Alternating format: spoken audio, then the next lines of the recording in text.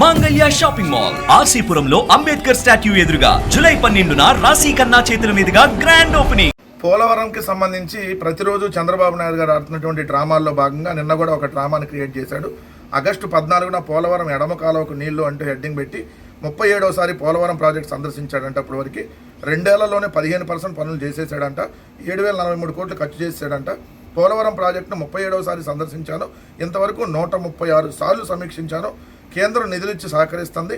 వైకాపా హయాంలో 5 ఏళ్లలో 2% పనులు మాత్రమే చేస్తే మన ప్రభుత్వంలో ఈ 2 ఏళ్లలో 15% పనులు చేశాం. ఇప్పటికీ ప్రాజెక్ట్ పనులు 89% పూర్తయినాయి అని చెప్పి ఒక తప్పుడు సమాచారాన్ని ప్రజల్లోకి తీసుకెళ్తా ఉన్నాడు చంద్రబాబు నాయుడు గారు. పోలవరం ప్రాజెక్టుకు సంబంధించినటువంటి అసలు విషయంలో మనకు వస్తే క్లియర్గా పోలవరం అనేది బహుళార్థ సార్థక ప్రాజెక్టు. ఈ ప్రాజెక్ట్ని కంప్లీట్ చేయాలి అని అంటే 55,000 కోట్ల రూపాయలకు పైగా ఖర్చు అవుతుంది. చంద్రబాబు నాయుడు గారు మేము మొదటి దశ వరకే పోలవరాన్ని పూర్తి చేస్తాం, మాకు మొత్తం పూర్తి చేయాల్సినటువంటి అవసరం లేదనేటటువంటి ఆలోచనతో ఏదైతే కేంద్ర ప్రభుత్వం చెప్పిన దానికి తలొంచి పోలవరాన్ని కేవలం 41.15 మీటర్లకు మాత్రమే పరిమితం చేస్తూ ఉన్నాడు. పోలవరానికి ఉరేస్తూ ఉన్నాడు. పోలవరం ప్రాజెక్ట్ అనేది 45.72 మీటర్ల వరకు నిర్మించాలి. 150 అడుగుల ఎత్తులో పోలవరాన్ని నిర్మించాలైతే కేవలం 135 అడుగులు ఎత్తు వరకు మాత్రమే నిర్మించేసి పోలవరం హైట్ తగ్గించేస్తూ ఉన్నటువంటి పరిస్థితి. దాన్ని 194 టీఎంసీల కెపాసిటీ నుంచి 119 టీఎంసీలకి తగ్గిస్తున్నటువంటి పరిస్థితి. 55,656 కోట్లు అవసరమైతే కేవలం 30,436 కోట్లు మాత్రమే చాలని చెప్పి పోలవరం ప్రాజెక్టుకు సంబంధించి కేంద్ర క్యాబినెట్ తీర్మానం చేస్తే ఆ క్యాబినెట్లో మంత్రిగా ఉన్నారు ఏపీకి సంబంధించినటువంటి టీడీపీ అండ్ బీజేపీకి సంబంధించినటువంటి మంత్రులు.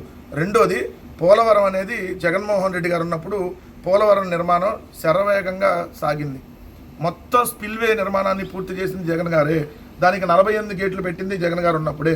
గోదావరి చరిత్రలో రెండో అతిపెద్ద వరద వచ్చినా సరే సమర్థవంతంగా వరదను నియంత్రించగలిగేటట్టు చేసింది జగన్మోహన్ రెడ్డి గారు ఉన్నప్పుడే.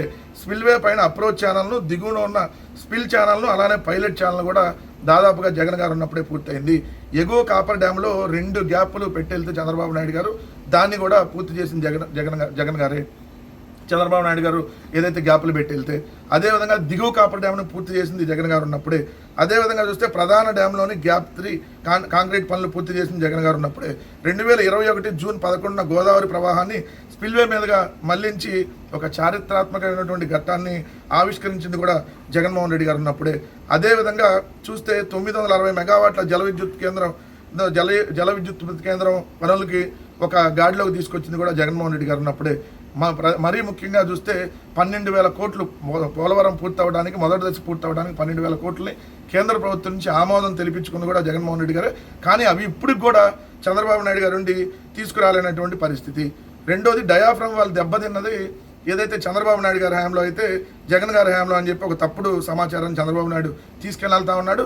ఇక్కడ మీరు చూస్తే విదేశీ నిపుణులు వచ్చి క్లియర్గా చెప్పింది, పోలవరం ఎగువ కాపర్ డ్యామ్ పునాది జెట్ గ్రౌండింగ్ వాల్ 2018 వరదలకే దెబ్బతిందని తేల్చిన అంతర్జాతీయ నిపుణుల కమిటీ డిసెంబర్ 2016 నుంచి ప్రాజెక్టును పట్టించుకోలేదని, వరద మళ్లింపు కోసం స్పిల్వే పనులు చేయకుండా ఏకకాలంలో coffer dam, ECR earth cum rockfill dam పనులు చేపట్టారని స్పష్టం చేసినటువంటి అంతర్జాతీయ నిపుణుల కమిటీ.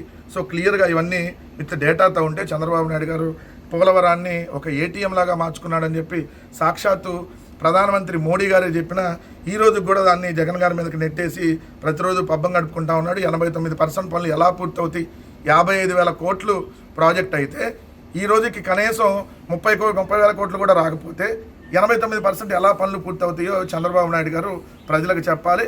పోలవరాన్ని ఎత్తు తగ్గించేస్తున్నారు చంద్రబాబు నాయుడు గారు. పోలవరానికి ఉరి వేశాడు అనేది మాత్రం వాస్తవం.